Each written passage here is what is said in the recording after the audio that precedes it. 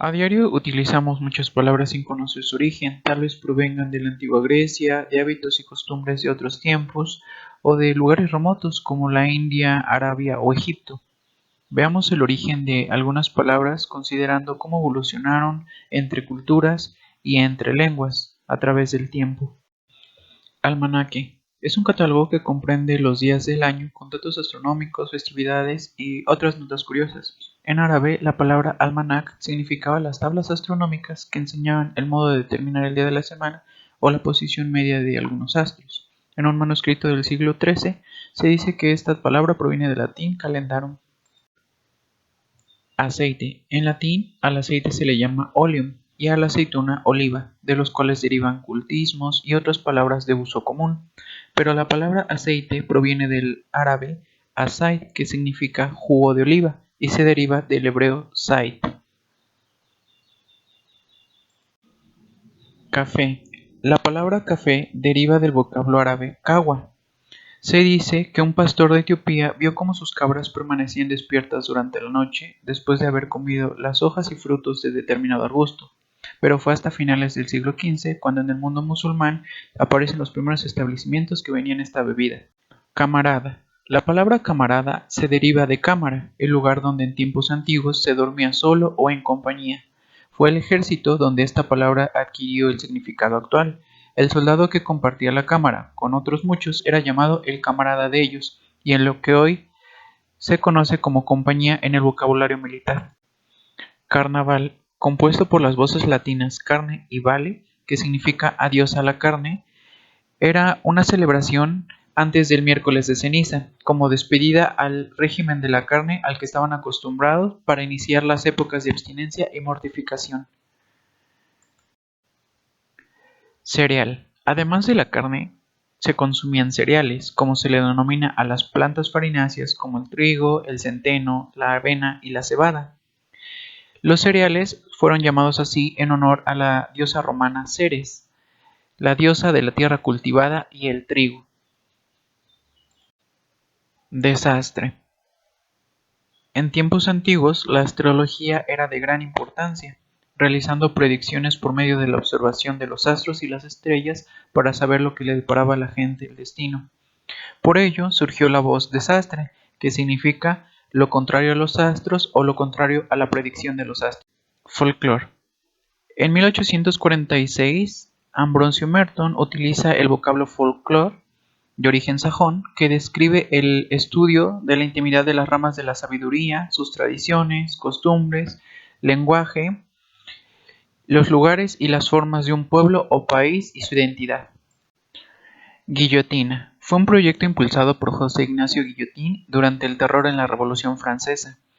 Al presentar su proyecto sobre la pena de muerte, habló de una máquina que de manera fácil y rápida permitía la decapitación de los condenados. Esta máquina seguro era un gancho al hígado para los acusados. Hígado. Esta palabra proviene del latín ficus, que significa higo, el fruto que utilizaban los griegos para alimentar a sus ocas y obtener hígados más sabrosos y voluminosos para alimentarse.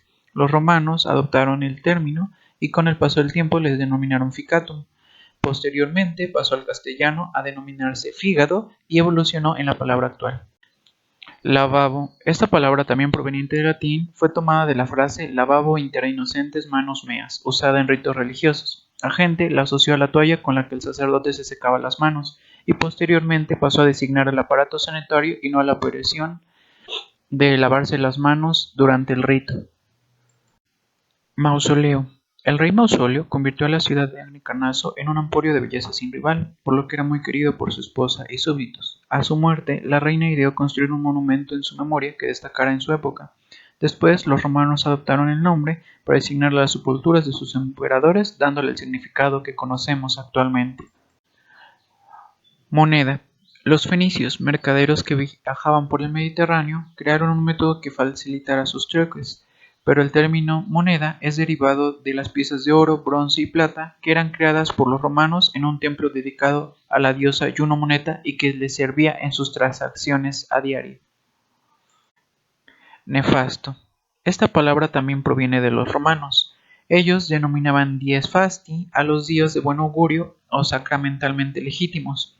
Los días no fastos eran llamados nefastos, y aunque en un principio hacían referencia a días desafortunados, pasó a definir sucesos o acontecimientos desgraciados. Microbio se deriva de dos palabras griegas, micros, que significa pequeño, y bios, que significa vida. La palabra fue inventada en 1878 por el cirujano Charles Eliot en el curso de su conferencia sobre la influencia de los descubrimientos de Pasteur en los procesos de la cirugía. El éxito de la palabra permitió su uso universal.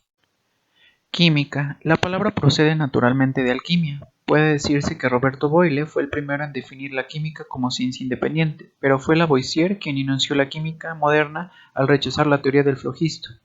Desgraciadamente, en el terror, Lavoisier fue guillotinado y el acusador dijo sencillamente: la república no necesita sabios. Papiro fue la primera materia utilizada para escribir sin considerar a los ladrillos asiro-babilónicos. El papiro, Cyperus papyrus, crece de forma salvaje en Siria, Palestina y el Alto Nilo, por lo que el precio del papiro era muy alto y los egipcios monopolizaron su venta casi en su totalidad. Se ha comprobado que en un sitio seco y resguardado de accidentes climáticos puede ser preservado. Oscar. El famoso premio se empezó a otorgar en 1927, creado por el artista George Stanley.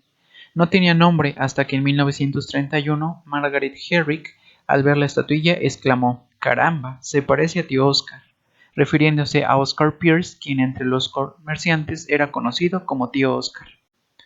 Pijama. Procede de las palabras indias yama, vestido, y pae, piernas. Las dos corresponden a los pantalones holgados usados comúnmente por los indios. Los colonizadores ingleses adoptaron la vestimenta para ir a la cama o andar en casa, y fue en el siglo XIX cuando se difundió su uso por Inglaterra y Francia, dándolo a conocer en todo el mundo.